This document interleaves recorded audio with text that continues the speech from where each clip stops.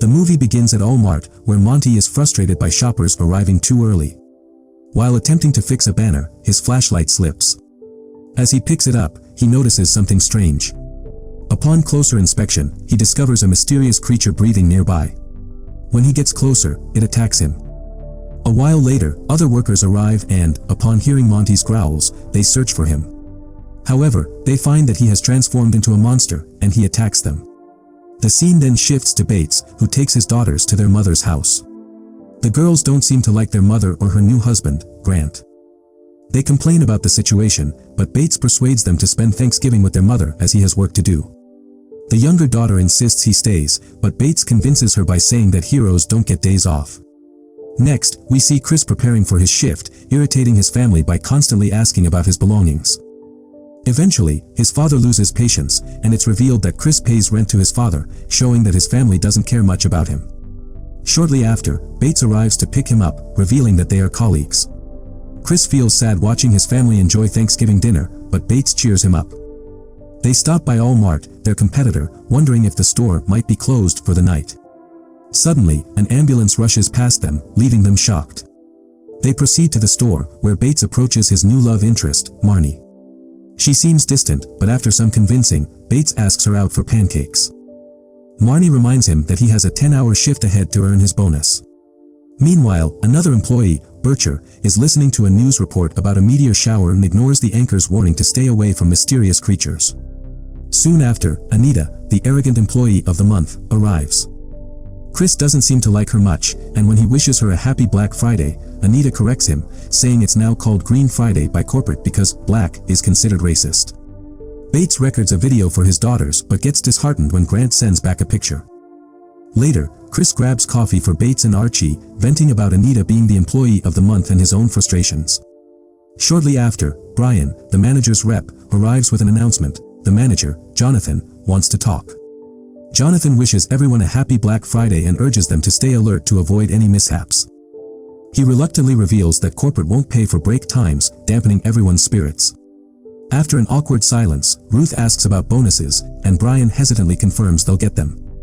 As they take their positions, Brian tells Chris he's stuck at the front all night.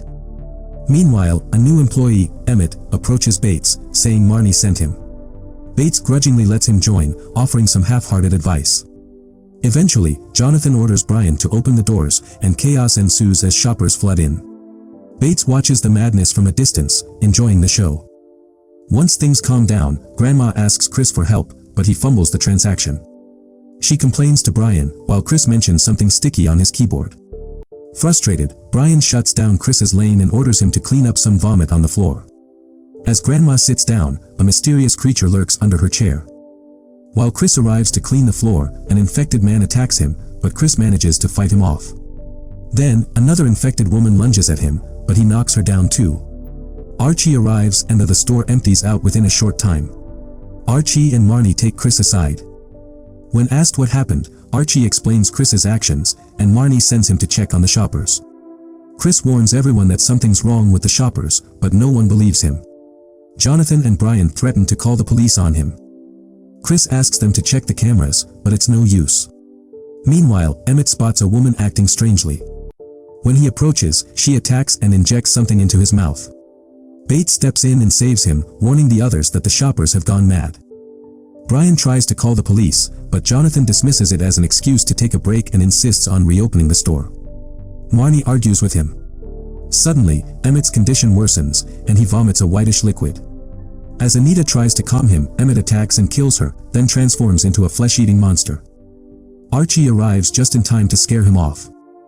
They try to get help and connect with Schaumburg, a woman from another store, who warns them not to let the shoppers gather and dies during the call.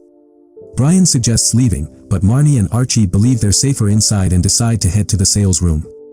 Jonathan, more concerned about sales, insists they wait it out. Suddenly, Anita revives and tries to attack. Panicked, they all rush out, only to find the store overrun with infected shoppers. Archie suggests splitting up and sends Bates to get Marnie and Ruth to the office, while Jonathan insists on joining them. Archie and his group head off to secure the store. Bates soon leaves the office for the washroom, and Jonathan tags along when Marnie questions him. Ruth and Marnie watch Archie's group as they go. Suddenly, Brian's mistake draws an infected's attention, but Archie kills her before she can harm anyone.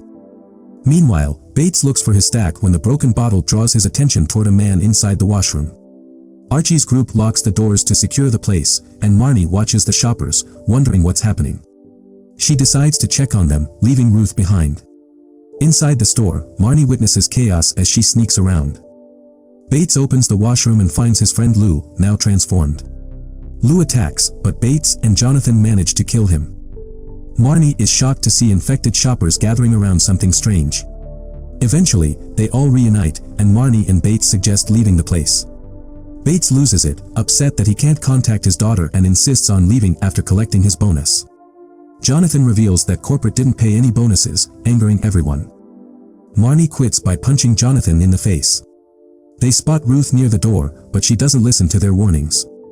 Suddenly, a police car crashes in, killing Ruth and letting the infected inside. Chris is overpowered, but Archie saves him. An infected grabs Archie, and he orders Chris to leave. Archie fights back but falls victim to the most brutal and evolved infected. Chris watches Archie die and accidentally draws Emmett's attention again. He's rescued by his friends, while Marnie brutally kills Emmett. They're all devastated by Archie's death. They all laugh at Emmett's name tag, joking he served the shortest time at the store. They read their own tags, and Chris shares he's been working there for 4 years. When he got the job, he excitedly told his father, who crushed his enthusiasm.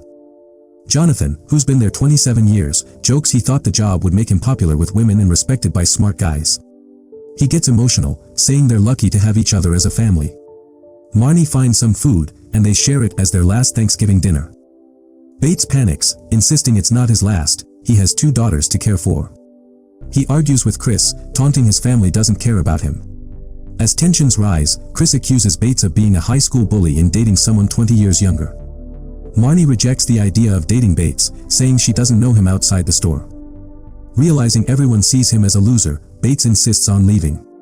They follow Bates to a room near the mysterious thing with all the infected. When asked for a plan, Marnie and Chris suggest going for Lou's truck since the keys are inside. Jonathan dramatically insists on staying behind until Emmett revives. Bates steps in to fight Emmett, but when Emmett gains the upper hand, Brian attacks him, leading to Bates getting bitten. Bates knocks out Emmett and tells his friends to stay away, fearing he'll turn. He persuades them to leave him and they head for the truck. Inside, Chris prepares to access the hatch and apologizes to Marnie for dragging her into the fight with Bates. Jonathan and Brian help him reach the hatch. Meanwhile, Bates wanders around and realizes it was Brian who bit him. Chris leaves the truck and runs into Bircher, who quickly returns with more monsters. Chris rushes back to the truck but struggles to drive it. Meanwhile, Bates is hiding from a heavily transformed infected. Chris safely returns to his friends and updates them on the situation, but before he can fully explain, the infected attack their truck. Jonathan thinks they're safe inside, but an infected grabs Marnie. Acting fast, Chris cuts off its finger, scaring it away. They open the gate, and Jonathan leads the way. Bates tricks the infected monster and spots a fire nearby. He opens gas cylinders and hides, but an infected woman finds him.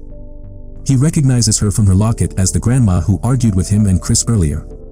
As she drags him closer to the mysterious creature, Bates attacks and escapes. Jonathan and the group reach the rooftop just as the creature breaks through. Panicked by the spreading fire, Jonathan orders them to get back inside through the hatch, but it's blocked by infected. Losing his mind, Jonathan lashes out, declaring his employees are like family. He sacrifices himself to save them. Afterward, Brian admits he bit Bates, thinking he was doing everyone a favor. Marnie, furious, hits Brian, and they both end up in the trash. Chris is asked to do the same and he reluctantly follows. They leave Brian in the trash and move on. As they get closer to safety, they realize all the shoppers have vanished, and the building feels like it's about to explode. Marnie suggests finding a car, and as they reach the parking lot, a giant monster emerges from the store. Brian realizes it's made of all the shoppers and believes he can calm them down. He tries to negotiate, claiming they have a lot in common, but the creature kicks him away. Chris and Marnie watch in dismay, realizing Bates didn't give them his car keys. Just then, Bates appears and hugs them. Chris and Bates apologize to each other, and Chris admits he sees them as family and is ready to risk his life. Chris asks Bates to distract the monster while he gets on a forklift. As Bates keeps the creature busy, Chris drives the forklift toward it until the creature stops it using its tentacles. Chris tries to resist, and when he senses he has enough force, he jumps out of the forklift, allowing it to hit the creature. The forklift does its thing and the creature falls to the ground, giving them enough time to get into Bates's car. Bates shares that his ex-wife contacted him, saying their daughters are safe and that there are havens for survivors. But before heading to safety, Bates promises Marnie they'll stop for pancakes. The movie ends as they drive off to find safety.